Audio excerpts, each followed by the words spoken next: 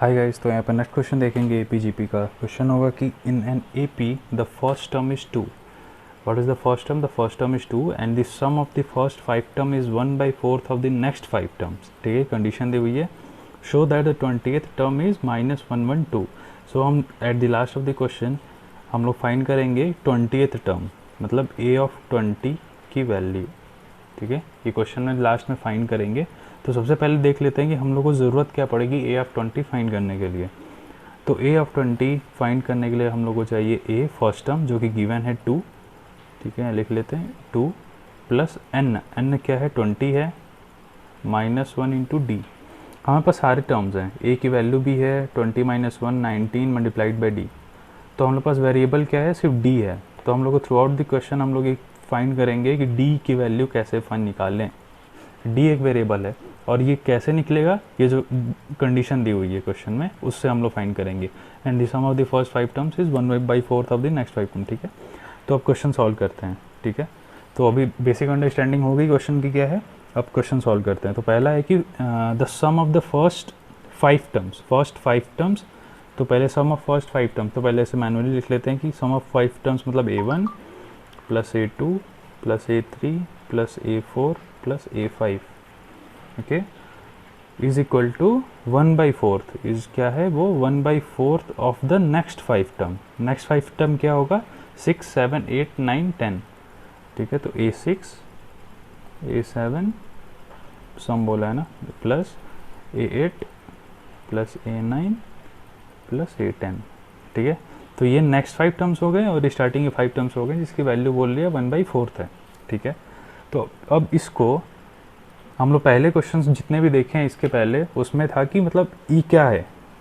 इसको क्या हम लोग ये लिख सकते हैं क्या? एस ऑफ 5 लिख सकते हैं ना। क्यों? क्योंकि सम ऑफ 5 टर्म्स, तो ये सम ऑफ 5 टर्म्स है ना, मैनुअली लिखा है।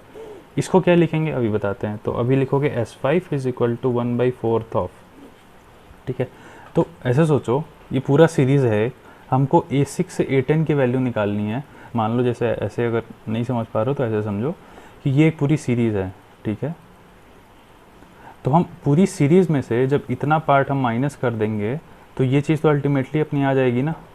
ठीक है, तो कैसे लिखेंगे यहाँ पे लिखेंगे पहले कि हम S10 मतलब पूरा जो सीरीज़ थी S10 तक, उसमें से हम S5 तक की वैल्यू माइनस कर दे रहे हैं। मतलब ये S5 तक की वैल्यू माइनस कर दे रहे हैं, तो हम हमारे पास अल्टीमेटली इतनी वैल्यू आ जाएगी जो कि ऊपर है। यहाँ लिख देंगे S ऑफ 5। ठीक है, तो अब देखो थोड़ा सा बेटर हुआ। तो यहाँ S5, अब इसको सॉल्व कर लो। 4 है यहाँ, 4 of S5 is equal to S10 minus S5। इसको फर्दर जो सॉल्व करोगे तो यहाँ ये माइनस में था, इधर प्लस में ले जाओगे तो S, हाँ ठीक है, 5S5, ये 5 है, 5S5 is equal to what? S10। ठीक है, तो ये अपने पास एक बेसिक एक अभी इक्वेशन हो गई। इसको नंबरिंग दे दो इक्वेशन 1। ठीक है, तो अब आगे सॉल्व करते हैं। तो अभी हमने पास ये वाली इक्वेशन आ गई, इसको भी माइंड में रखते हुए अब हम लोग को क्या, अब हम लोग को S5 चाहिए और S10 चाहिए। तो अभी लिखोगे यहाँ पे कैलकुलेटिंग S5 टर्म। ठीक है, कैलकुलेटिंग सम ऑफ 5 टर्म्स। तो कैलकुलेटिंग सम ऑफ 5 टर्म्स में हम लोग क्या करते हैं, हमको फॉर्मूला पता है Sn of A plus n/2 of A plus n-1 into D. ठीक है, फॉर्मूले में आपको कुछ कन्फ्यूज़न है तो आप पुराने लेक्चर्स हम लोग को जाके देख सकते हैं, उसमें पूरा डिफाइन किए हैं। ठीक है, इसको नॉर्मली शॉर्ट फॉर्म में लिखते हैं Sn is equal to n/2 bracket A plus L। Okay, और L की वैल्यू होती है प्लस n-1 इंटू डी। ठीक है, तो अब सॉल्व करते हैं। Sn is equal to n की वैल्यू क्या है? 5। तो लिखोगे 5/2 ब्रैकेट A गिवन था 2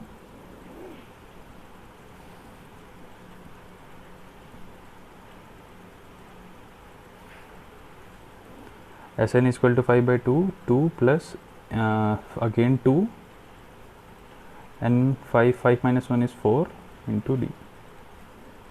इसको फिर से यहाँ सॉल्व करते हैं। तो Sn is equal to S of 5 basically, Sn not S5 is equal to what? 5/2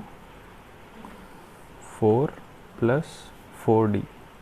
इसको फिर से सॉल्व करो तो S5 is equal to 2 common ले कैंसिल कर दोगे तो 5, यहाँ 2 बचेगा तो 2 प्लस 2d। फिर से अगर अगेन इसको सॉल्व करते हो तो ये वैल्यू आ जाएगी 10 प्लस 10d। ठीक है, तो अभी हमारे पास S5 की वैल्यू क्या आई, 10 प्लस 10d। ये हमारे पास अभी S5 की वैल्यू है। ठीक है, अब कैलकुलेट करते हैं S10। ठीक है, तो S ऑफ 10 का फॉर्मूला सेम ऊपर जैसा n क्या है 10/2, a की वैल्यू पता है a, then again a plus n minus 1 into D, तो a की वैल्यू 2 प्लस n, इसमें क्या है 10 माइनस 1 इज़ 9, एंड d हम लोग को नहीं पता। ठीक है, d के टर्म में वैल्यू निकाली इनफैक्ट। तो S10 इज इक्वल टू 2, इसको डिवाइड करोगे तो देन 4 प्लस 9d। इसको फर्दर फिर से कैलकुलेट करोगे तो S10 इज इक्वल टू 5 4 जा 4 2 जा 8, सॉरी 2 5 जा 10 नो, तो 5 4 जा 20 प्लस 45d। ये अपनी आ गई S10 की वैल्यू। ठीक है, अभी पर्टिकुलरली क्या करना है, ये सेकंड इक्वेशन और ये थर्ड इक्वेशन, S5 और S10 की वैल्यू सब्स्टिट्यूट करना है S1 में। ठीक है, तो अभी हम लोग वहाँ से d निकाल लेंगे। तो S5